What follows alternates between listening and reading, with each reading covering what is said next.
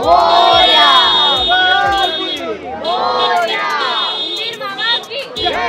नमस्कार, मी दीपाली म्हात्रे. लोकमत फिल्मीमध्ये तुम्हा सगळ्यांचं मनापासून स्वागत आहे. सगळीकडेच गणेशाचं आगमन झालेलं आहे.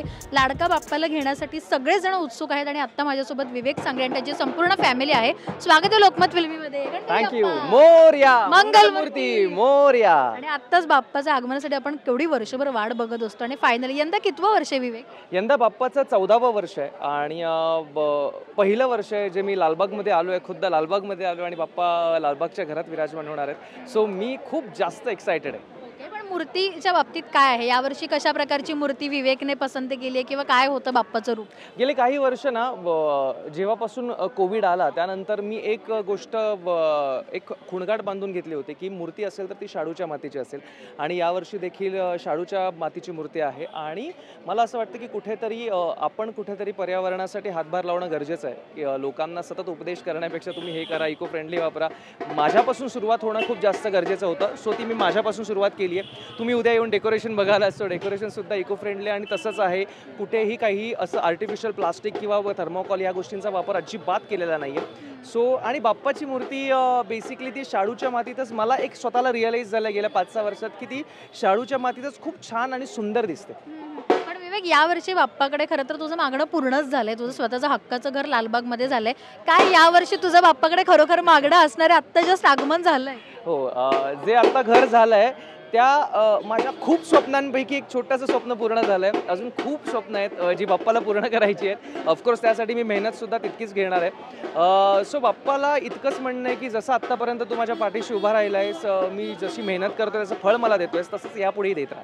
आणि याच मूर्तिकारांकडनं दरवर्षी तू गणपती घेतोस, कारण ते काय म्हणतात ना की आपलं एक रूप ठरलेलं असतं. सो दरवर्षी ह्यांच्याकडनंच घेतोस. 14वं वर्ष म्हणून विचारतो. दरवर्षी हो. येस, बेसिकली आकाट स्टुडिओ म्हणून एक आहे, आकाश कांबळे नावाचा मूर्तिकार आहे. सो इतका अमेझिंग मूर्तिकार आहे तो. आणि तुम्हाला जेव्हा तुम्ही मूर्ती बघाल ना तेव्हा मूर्तीमध्ये प्रत्येक डिटेलिंग दिसतं. हातापासून हातांवरच्या रेषांपासून सगळ्याच गोष्टी इतक्या डिटेलिंगमध्ये केलेल्या असतात ना. सो मला असं वाटतं की जेव्हा मी त्याची मूर्ती बघतो ना तेव्हा मलाच स्वतःला असं हे होतं की यार ती आपण डोळ्यात भरते आणि आपण म्हणतो ना की हाच बाप्पा आहे आपला ह्या वर्षाचा, किंवा ह्या बाप्पाकडे बघत राहावं असं, तसं मला मूर्तीकडे बघून वाटतं. सो थँक्स टू आकाश की तू इतकी छान मूर्ती मला गेले काही वर्ष देतो. तू म्हणालास तसं आता एक रूप असतं जे ठरलेलं असतं, आपल्या डोळ्यात असतं. तू काय सांगतो जसं डोळेच सांगतोस बाप्पाचे की तुला वस्त्र हवं असतं, काय असतं, तुझी मागणी काय असते? बेसिकली आकाशच्या मूर्त्याच अशा असतात की तुम्हाला बाकी कुठल्याच आर्टिफिशियल गोष्टीची गरज नाही लागत. एवढं डिटेलिंग असतं ना की बाकी गोष्टीकडे लक्षच जात नाही आणि तुम्ही सतत फक्त मूर्तीच्या चेहऱ्याकडे, मूर्तीच्या डोळ्यात बघत राहता. पण आता माझ्या मते बाप्पाचं जोशात आगमन होतंय, जल्लोषात आगमन होतंय. तुझी संपूर्ण फॅमिली आहे आज सोबत आणि आईला मला आवर्जून बोलवावं असं वाटेल. प्लीज आईला बोलव. हो, ये ना, ये. हॅलो काकी, कशा आहात? मस्त. आता तर बाप्पाचं आगमन झालेलं आहे. यावर्षी बाप्पाने ऑलरेडी एक दिलेलं आहे, ते म्हणजे घर लालबागमध्ये मुलाने. कसं वाटतंय, काय वाटतंय? छान वाटतं एकदम. तिला ॲक्च्युली याच्यासमोर बोलता येत नाही कॅमेरासमोर, ती दडपण येतं कुठेतरी.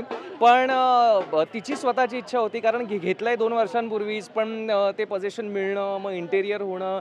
सो तिची एक्साइटमेंट अशी होती की यार कधी एकदा जातोय आणि आता फायनली ह्या वर्षी त्या घरात बाप्पा विराजमान होणार आहेत. तर ती असेल किंवा पप्पा असेल किंवा माझी सगळी फॅमिली असेल, खूप जास्त एक्सायटेड आहे. सजावट कशा प्रकारची आणि विवेकने मदत केली आहे का सजावट? कशा प्रकारची? ऍक्च्युली दरवर्षी मी खूप जास्त मेहनत घेतो. यावर्षी काय आहे की इंटेरियर केल्यामुळे इंटेरियर डिझायनरनेच खूप छान ते बॅकड्रॉप मला बनवून दिलाय. तुम्ही तो बघालच उद्या फोटोमध्ये. त्या लाईट्स वगैरे त्याने खूप युनिक यूज केल्या आहेत आणि मला असं वाटतं ना की कुठेही यावर्षी मी असं शो शाईन करायची हे नाही केली आहे. खूप डिसेंट आणि छान दिसणार आहे. आणि गौराईचं पण आगमन होणार आहे तुझ्याकडे, सो त्याच्यासाठी उत्सुक आहात? हो, नाही, माझ्याकडे गौराईचं आगमन होत नाही. फक्त विसर्जन जे असतं ते गौरी गणपती सोबत असतं.